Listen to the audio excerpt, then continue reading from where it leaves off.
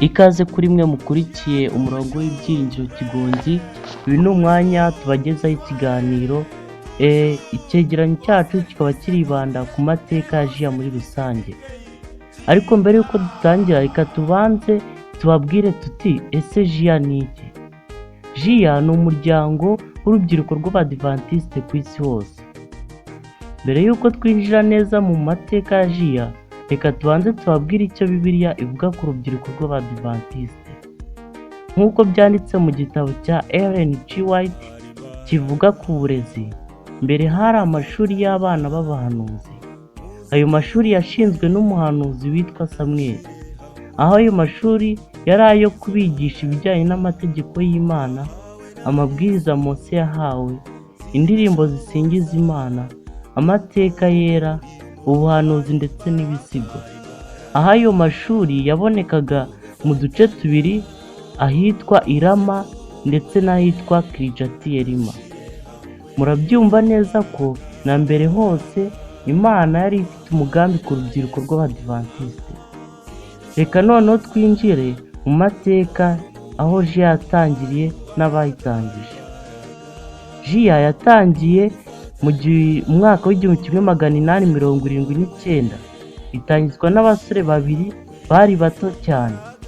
Umwe bamwitaga Luther Warren wari ufite imyaka 14, undi akitwa Hal Finner wari ufite imyaka 17 gusa. Mu mwaka w'1881 nibwo abo basore bemerewe gutangira umurimo, ariko bakazajya bakorera mu ishuri ry'isabato gusa.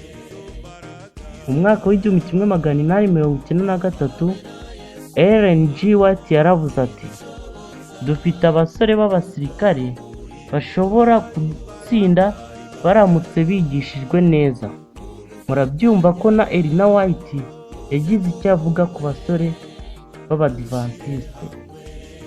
Mu mwaka w'1907 General Conference yahaye icyiciro cy'urubyiruko izina cyitwa Société de la Jeunesse Missionnaire Volontaire, aho batoranyije isomo riboneka mu rwa kabiri rw'Abakorino igice cya 5 umurongo wa 14, rivuga ngo urukundo rwa Kristo ruraduhata.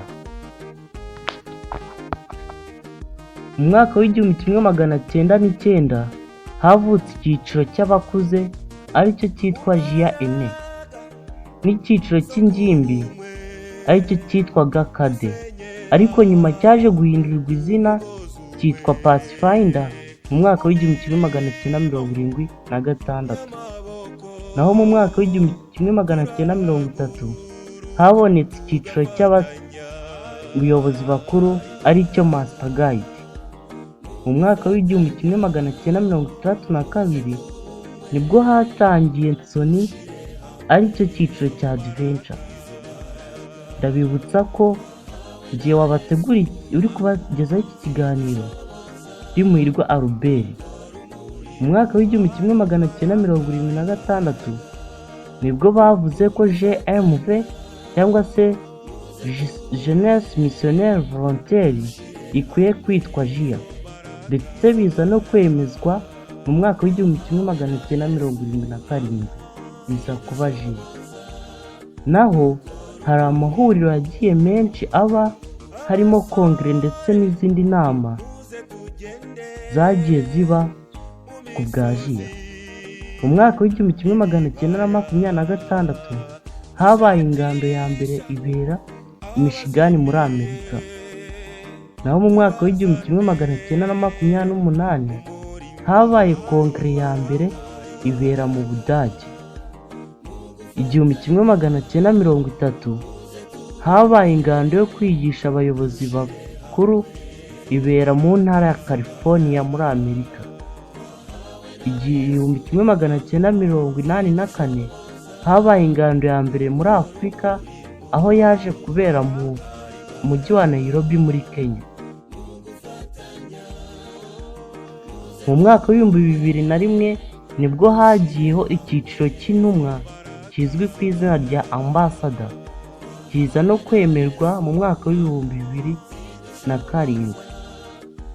Nyuma yo kumva amateka ya Jiya, Noneho tugeze ubu JIA uko iteye. Ubu JIA ni icyiciro gikomeye gifite ibyiciro 4 ari byo: urugaga rw'abato, Adventure, abarondabukanda, Pathfinder, urugaga rw'intumwa, Ambassador, urugaga rw'abajiya bakuze, JIA Aîné, ndetse n'abakanyujijeho dukunze kwita Volunteers.